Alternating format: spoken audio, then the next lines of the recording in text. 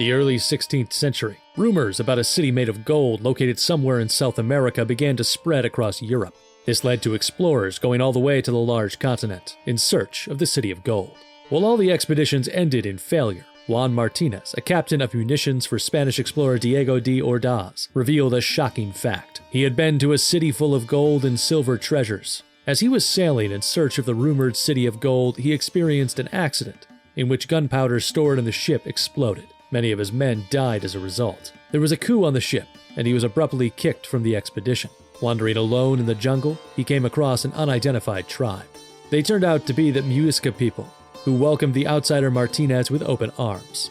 Upon finding out about Martinez's objective, they offered to guide him to the city of gold. They proceeded to cover his eyes before taking him somewhere by boat. The journey took 15 days. Martinez finally arrived at Manoa, the city of gold. He testified that he spent 7 months there.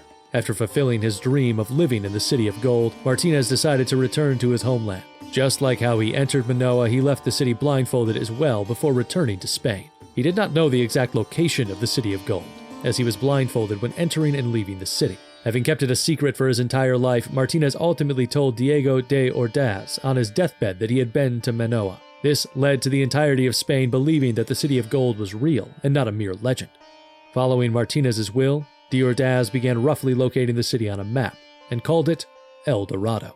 Since then, numerous European explorers, including those from Spain, the UK, and Germany, traveled to South America to find El Dorado. In 1537, Spanish explorer Gonzalo Jimenez de Quesada led 900 soldiers to discover El Dorado. As he was exploring Cundinamarca, now a part of Colombia, he encountered a minority of the Muisca tribe. He attacked them and conquered their village. The Muisca village he conquered was believed to be the city of gold. However, there was little to no gold found in the village. Although the native inhabitants did have some gold in their possession, it was only a tiny amount. Thinking that the Muisca were hiding another village or vein of gold somewhere else, Quesada tortured them. Of course, they told him that the rumors were fake, and all of their gold was used in rituals, so none remained. Quesada asked questions regarding the rituals. No longer able to endure the torture, the tribal chief eventually confessed. Our tribe performs rituals at Lake Guatavita every time a new chief is selected. The new leader has to paint his naked body in gold, and then bring various gold and jewels on a raft to the middle of the lake. His vassals also have to throw the gold they have prepared into the lake.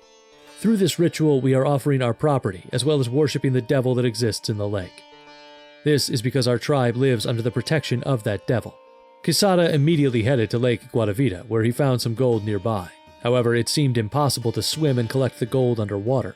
In hopes of the native inhabitants telling him the actual place to get gold, he tortured them even more, but to no avail. In the end, Quesada concluded that the city of gold mentioned by Martinez was fake, thus ending the exploration. Subsequently, he suffered from leprosy, which caused him to lose weight and ultimately led to his painful death.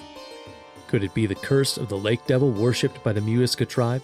Later, in 1541, Spanish explorers and brothers Pizarro and Francisco led soldiers to visit the Muisca village.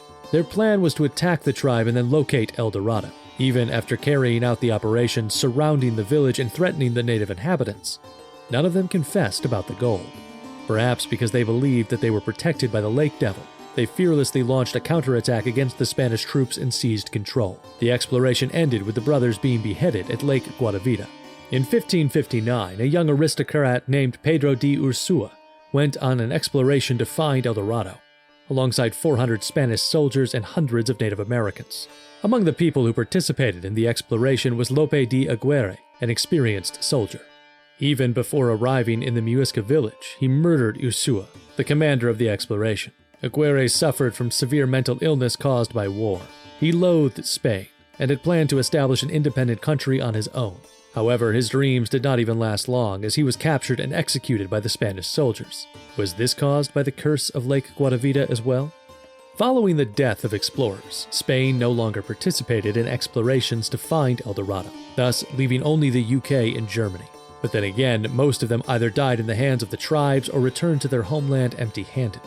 British statesman Sir Walter Raleigh stated that he approached the Muisca tribe closely during the exploration and managed to locate El Dorado. Although supported by Queen Elizabeth I, who gave hundreds of soldiers and horses, as well as dozens of ships, Raleigh returned to Britain empty-handed and was ultimately executed.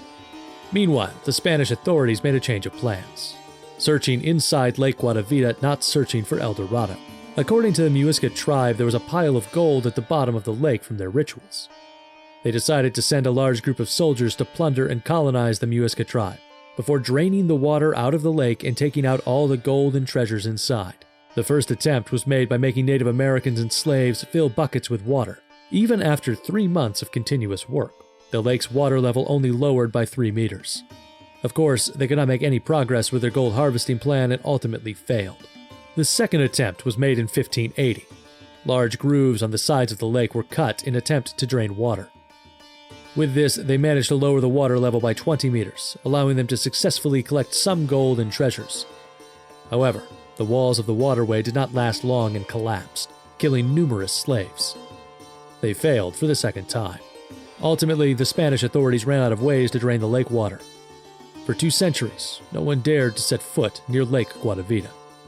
1898, more than 200 years later, under the command of British engineer and explorer Hartley Knowles, the British succeeded in draining Lake Guatavita's water, leaving only 120 centimeters. However, it was not easy to dig the bottom of the lake, as the sand and mud had already become as hard as concrete.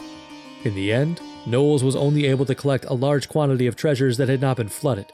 Aside from a large amount of gold, there were emerald, amber, and jade as well. In 1912, he told the New York Times that he collected around $20,000 worth of treasure from Lake Guatavita. This is what he told the interviewer. "We have not dug the bottom of the lake yet. There is no telling how much gold there is underneath. The legendary El Dorado is none other than Lake Guatavita." This leads us to question, was the legendary El Dorado referring to Lake Guatavita, not a real city? Several more explorations followed Knowles' successful treasure hunt, but the centuries-long legend of El Dorado had come to an end, as the lake was designated as a National Heritage Site by the Colombian government in 1965. Today, some of the unearthed treasures are on display at the Museum of Gold in Bogotá, the capital city of Colombia. Even after hundreds of years, the Muisca tribe's city of gold, El Dorado, has not been found anywhere. It is said that there are approximately 15,000 Muisca people remaining today. Who knows? Maybe some of them know of the actual location of El Dorado, a legendary city of gold hidden by their ancestors. This has been Strange Night.